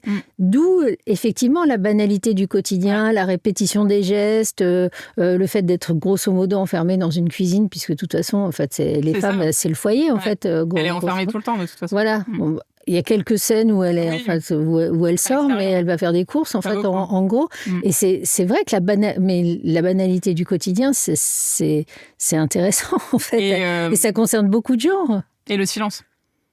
Le silence, la maniaquerie qu'elle développe, en fait, en étant... Oui, elle se lave beaucoup. Voilà, elle se lave, elle éteint, elle fait les gestes toujours dans le même ordre. En fait, elle allume la lumière. Enfin, en fait, c'est une chorégraphie de son quotidien. Exactement. Et moi, je trouve que le regarder... Enfin, j'aurais eu beaucoup de mal à le regarder chez moi, de mon côté. J'aurais pris mon téléphone. Voilà. Non, c'est un côté fascinant, en fait, c'est vrai. Ah, mais complètement. Ouais. Mais je pense que si on l'a ou on n'a pas cette fascination sur ce film... Mais vraiment à découvrir en salle pour ceux qui peuvent. Et d'ailleurs, ce film est la preuve que beaucoup de femmes cinéastes inspirent aussi beaucoup de cinéastes hommes. On n'en parle pas souvent. Parce qu'on dit que les hommes ils sont fans d'autres cinéastes et ils vont citer Scorsese, ils vont citer certains cinéastes. Coppola, mais même Murnau, voilà, pour citer dans les plus anciens, par exemple. Mais moi, je pense particulièrement, je voulais faire une petite parenthèse. Alors, je me souviens du film, c'est A Ghost Story, et le réalisateur de Ghost Story, tu as vu Ghost Story ? Il y a une scène très longue qui dure, je crois, 7 minutes à peu près, en plan séquence, en plan fixe, dans une cuisine. Où Rooney Mara est en train de manger quasiment toute seule un énorme gâteau qu'elle a passé l'après-midi à faire. Et cette séquence est directement tirée de Jeanne Dielman, de Chantal Akerman. Oui, parce que l'autre particularité de Chantal Akerman, c'est que les plans sont fixes et qu'elle situe sa caméra à un endroit très précis, etc., et que ça bouge jamais, en fait. Donc voilà, d'où le principe de la répétition. Oui, voilà. Ça c'est important. Mais 7 minutes, c'est un petit joueur, hein, je suis désolée. C'est parce que... Non, je crois... oui, exactement. Je crois que c'est 20 minutes, une demi-heure. Après, voilà, c'est un film qui parle du deuil, etc. Donc, moi, je me souviens, mon frère et ma belle-sœur qui sont pas du tout cinéphiles, ils m'ont dit « Oh putain, tu nous as obligés à voir ce film, qu'est-ce que c'est, elle bouffe ?» Mais je dis « Mais tu te rends pas compte, ça te raconte plein de trucs. » C'est ça le quotidien, et des fois, t'épluches tes patates pendant 3 heures. Alors, heureusement qu'ils n'ont pas vu Jeanne Dielman, parce que du coup, si ça dure un quart d'heure, c'est encore plus long. C'est plus qu'un... Enfin, c'est 3h40, hein. Oui, 3h40, c'est 3 jours. Les pommes de terre, c'est peut-être pas... c'est 3 jours. C'est 3 jours, en fait, dans la vie d'une femme. Ce qui est intéressant, je vais revenir sur le classement. En fait, pourquoi Jeanne Dielman, parce qu'avant c'était Citizen Kane, hein, qui était, voilà. Et pourquoi Jeanne Dielman est arrivée, en fait, subitement en tête du classement, parce que c'est un classement international qui est fait par 250 critiques, etc. La raison simple de ce changement, c'est que la critique a changé, en fait, c'est rajeuni. Il y a un renouvellement, en fait, des critiques de cinéma, et du coup, on peut dire que toute l'arrière-garde qui a quand même beaucoup contribué à cette misogynie, en fait, en tous les cas, mépris, en fait, sur le talent des femmes.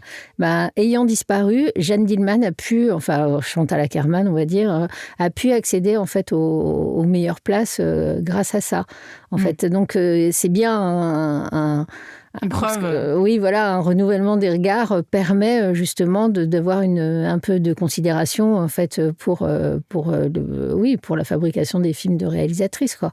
Et ça quand même dans les 10 dernières années, on peut dire ce qu'on veut, mais ça a vraiment changé. C'était pas gagné, hein, c'était difficile en fait au départ, mais là, quand même alors je dis ça, il y a Alpha de Julia Ducournau qui est sortie, qui s'est fait dézinguer par la critique à Cannes, et vraiment avec des propos qui étaient quand même super misogynes. Alors que, franchement, c'est quand même, on peut dire ce qu'on veut, c'est peut-être pas une grande scénariste, mais c'est une grande réalisatrice, malgré tout. Franchement, elle a vraiment des idées de réalisation qui sont époustouflantes, en fait. C'est difficile de lui enlever ça, quand même. Hein. Mais déjà qu'en France, on n'accepte pas ça, alors en plus, c'est fait par une femme. La critique, quand même, reste un peu misogyne, en fait, au final, d'une certaine manière, de façon générale et même globale dans le monde. Les vieux critiques américains sont toujours un peu là aussi, quand même. Ils sont là, mais quand même... Ils sont là, c'est vrai, mais il y a quand même un renouvellement. Il y a quand même une fluidité des genres, dans tous les cas de la critique, qui est un peu acquise maintenant qu'il y a un peu plus de jeunes. Et puis il y a un refus un peu plus des conventions. Puis je crois quand même ils ont compris qu'ils pouvaient plus imposer en fait de façon. Alors je dis pas qu'ils s'en privent, hein, c'est pas ça, mais de façon aussi péremptoire en disant voilà c'est comme ça, c'est pas autrement en fait.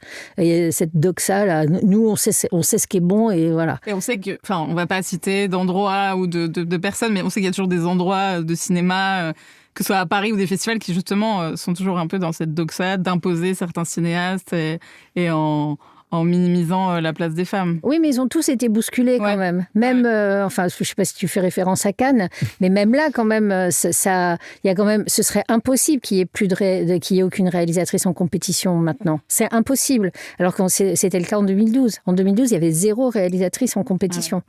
Là, c'est plus possible, en fait. Surtout quand on voit le succès, en fait, de films de cinéastes, en fait, on peut plus dire qu'il y a plus de films de femmes, entre guillemets, qui d'un coup s'imposent. Voilà.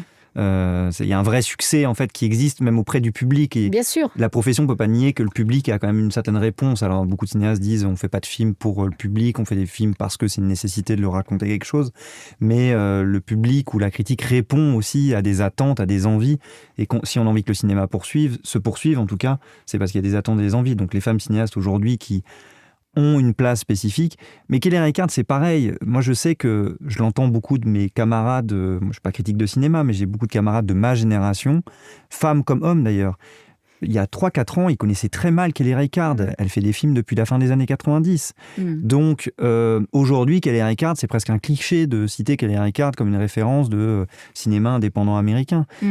Mais en fait, on n'en parle pas depuis si longtemps que ça, en fait, en réalité. C'était une niche, entre guillemets. Non, mais tout a changé avec, effectivement, avec l'affaire Weinstein, hein, malgré la...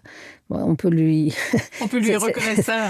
Oui, en fait, c'est sûr que par son attitude et parce que il est symbolique, parce qu'il n'était pas le seul, hein, malheureusement, à agir comme ça. En tous les cas, c'est sûr que ça a fait bouger les lignes. Aussi parce qu'il y a eu évidemment cette mobilisation époustouflante en fait de toutes les femmes dans le monde entier, alors que ce soit par les mouvements Time's Up aux États-Unis, le collectif 50-50, le prix Alice Guy, tout ça, ça s'inscrit effectivement dans la même le Lab des femmes. Enfin, il y a plein d'initiatives. Tout dans tous les domaines aussi. Voilà, c'est ça. Ça a ouvert en fait partout. Enfin, quand même, c'est MeToo, c'est d'abord le cinéma. La prise de conscience a été telle quand même que c'est vrai que ça a quand même changé les choses. Il faut quand même être honnête, ça, même s'il n'y a pas beaucoup plus de réalisateurs. Mais par exemple, il y avait eu Jeanne Campion qui avait eu sa Palme d'Or partagée. Après, il y en a eu 2. Il y a eu... Enfin, c'est devenu une problématique, en fait, un peu... Ouais. En plus, elle n'est pas venue chercher sa palme parce qu'elle était enceinte et que sa grossesse se passait mal. Donc, oui, c'est vrai. Oui, c'est... Donc, en fait, la première femme qui est venue chercher une Palme d'Or... Oui, voilà, exactement. Ouais. C'est fou. Ouais. Justement, on va rester sur des femmes qui ont eu des prix. Le deuxième film dont tu voulais parler, Laetitia. Oui, après, je pense qu'on pourrait rester longtemps parler de... J'avais noté aussi Portrait de la jeune fille en feu, évidemment, que moi, j'ai vraiment beaucoup aimé, de Céline Sciamma. Prix du scénario à Cannes et beaucoup récompensé aussi. On s'en rappelle au César en 2020, cette grande année. Voilà, je sais pas si tu voulais nous dire quelques mots sur le film. On rappelle que le film se passe quand même sur une île. C'est ça, En Bretagne. Non, En Bretagne, sur une île. C'est pas sur une île. Bah, on les voit arriver en bateau. Hein. Oui, peut-être. Ouais. Ou une presqu'île. Enfin, en tous les cas, c'est Pour moi, loin c'était du une monde. île. Oui, voilà, Un peu isolé. Enfin, je sais pas, faudra vérifier. Du coup, pour moi, c'était sur une île parce que oui, elles sont isolées de tout le monde. Film d'époque, en costume. Film d'époque, en costume, autour d'une histoire d'amour lesbienne qui est plutôt quand même rare sur un film d'époque. Donc voilà, je sais pas si tu as aussi réfléchi à ça dans ton choix de film, de pas parler peut-être que d'amour hétérosexuel. Oui, bien sûr. Ah bah, ça, incontestablement. Oui, ça, bien sûr. Céline Sciamma, incontournable. Parce que quand même, toute sa filmographie... J'ai beaucoup hésité avec Tomboy, parce que moi, j'aime beaucoup Tomboy, et je trouve ça assez intéressant d'interroger justement la fluidité des gens. Mais bon, Portrait de la jeune fille en feu, ça a plus d'ampleur. Et puis surtout, ce que ça raconte, c'est quand même que les histoires enfin, les figures, disons, artistiques dans l'histoire traditionnelle lui manquaient et qu'elle a voulu, en fait, rendre hommage à toutes ces femmes, à Vigée Lebrun, etc. Enfin, toutes ces grandes peintres, en fait, qu'on ne connaît pas parce qu'elles ont disparu, en fait. Elles ont été un peu mises sur la touche de l'histoire et donc c'était une façon de les réhabiliter. Donc ça, son discours est très intéressant. Le scénario est exemplaire, en fait. Moi, je trouve que c'est une incroyable scénariste. Elle a fait d'ailleurs la préface de la réédition de l'autobiographie et le texte est dingue. Oui, je suis d'accord. Ouais, je l'ai lu. Incroyable. Vraiment, franchement, c'est une grande plume, Céline Sciamma. Donc oui, forcément. Et puis évidemment, une amour de lesbienne, la figure d'Aden Hélène, qui est quand même aussi une... qui marque l'histoire du cinéma français. Qui est devenue une figure, Donc, c'était avant ça, mais... Oui, tu vois, t'étais précurseuse.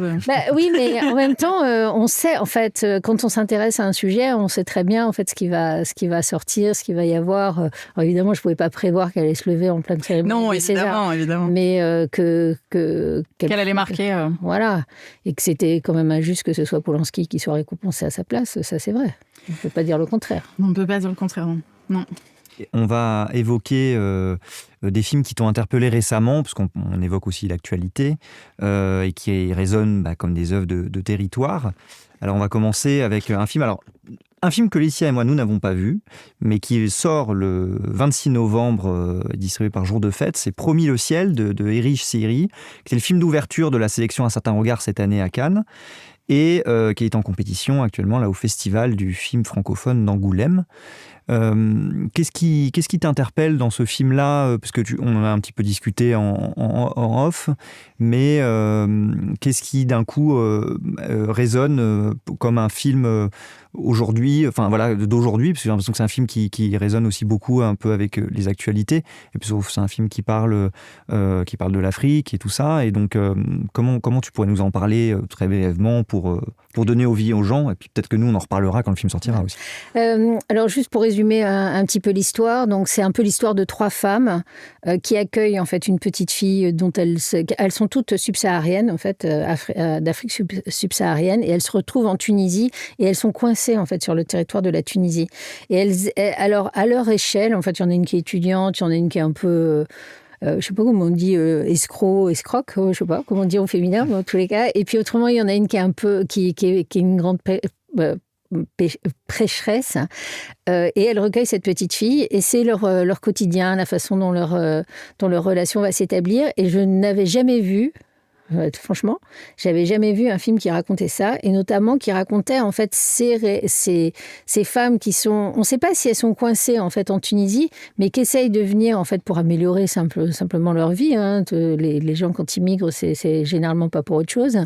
Et qui se retrouvent en Tunisie, qui subissent un peu le racisme d'ailleurs local, puisqu'elles sont subsahariennes, et qui essayent de se débrouiller en fait un peu comme elles peuvent, avec des grands idéaux, et en même temps en portant attention quand même de l'aide en fait aux jeunes, enfin à cette petite fille, et puis aux autres qui sont autour d'elle, etc., tout en essayant quand même d'avoir de l'argent et tout ça. Et j'avais jamais vu ça.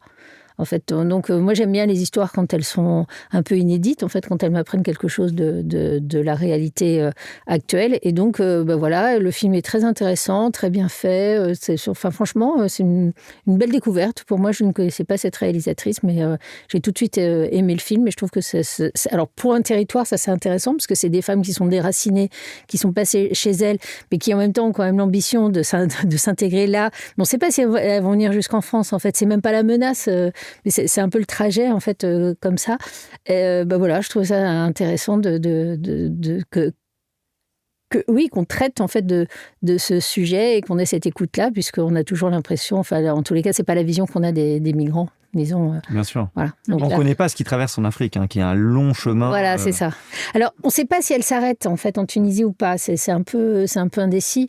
Et on ne sait pas exactement ce qui les a amenés là, mais on voit comment elles se débrouillent, quelles sont leurs ambitions, un petit peu, quelles sont leurs déceptions. La prêcheresse, là, elle n'a pas d'enfant, donc elle s'attache un peu à la petite. En fait, il y a tout un tas de sujets, quand même, qui sont traités vraiment avec beaucoup de finesse. Non, franchement, ça méritait de faire l'ouverture d'un certain regard, même si le festival ne s'en est pas vanté, je ne sais pas pourquoi.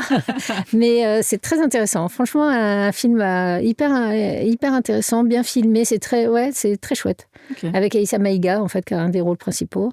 Et puis 2 autres qui sont inconnus. Et notamment, il y en a une qui est exceptionnelle, en fait, comme actrice. Donc, très bien joué, tout ça, vachement bien. Et tu as noté aussi Les Filles Désir de Princia Carr, qui est en salle depuis le 16 juillet, distribué par Zinc Film et qui était présenté à la quinzaine des cinéastes. Voilà, alors le film, moi je le trouve très intéressant dans sa démarche, parce que c'est un peu la suite de l'atelier de Laurent Cantet. Donc c'est Princia Carr, elle fait partie, en fait, ses parents ont une grande compagnie de théâtre qui est implantée dans les quartiers nord de Marseille. Et depuis des années. Et en fait, elle a été invitée, elle a fait des études de cinéma et elle a été invitée à participer, en fait, à mener un atelier d'écriture. Et donc, il y a 8 ans, en fait. Et elle a travaillé, enfin, il y a longtemps. Et elle a travaillé avec ces jeunes gens des quartiers qui sont quand même des quartiers difficiles et populaires. Et elle a décidé de leur confier, à travers cet atelier d'écriture, l'écriture d'un film. Alors d'abord de court-métrage, en fait, ils ont fait ça longtemps. Et puis finalement, ça s'est transformé en long-métrage. Et donc, c'est le résultat de ce travail qui a duré donc 8 années. Et avec les jeunes ont écrit leur propre partition. Et je trouve assez intéressant cette démarche, d'être vraiment dans les quartiers nord de Marseille, d'avoir des gens qui sont vraiment du cru, qui ont écrit en fait ce qu'ils pensaient être une histoire, de s'apercevoir que l'histoire est assez banale, en fait, c'est ça qui est assez étonnant. Mais bon, en même temps, pourquoi leur reprocher ça? Et d'avoir ce témoignage-là, en fait, c'est la démarche qui me plaît, en fait, dans ce film-là, et qui était un peu la suite de ce truc de l'atelier un peu intellectuel, la vision un peu intellectuelle qu'en avait Laurent Cantet, même s'il y avait des déviances. Bon, ben voilà, là on est dans le dur, là, en fait, c'est ce qui se passe. Je suis pas tout le temps fan du film, mais je sais qu'il y a des choses qui m'ont, disons, un peu frappée. Par exemple, moi, j'ai eu beaucoup de mal à me faire à l'accent au début et à la façon, j'ai eu du mal à comprendre les dialogues alors que je l'ai vu en fait dans des conditions vraiment très bonnes du Festival de Cannes. J'étais assez étonnée justement que ça donne finalement une histoire qui était un peu conventionnelle et je me suis dit en fait peut-être que le territoire, en fait, parce que c'est vraiment un film de territoire. Là, on bouge pas, en fait, même de cette espèce de petite place et de cette MJC là on n'en bouge quasiment pas. Donc c'est un territoire très très spécifique. Et je trouvais ça intéressant de me dire, finalement, de ça ne surgit pas quelque chose de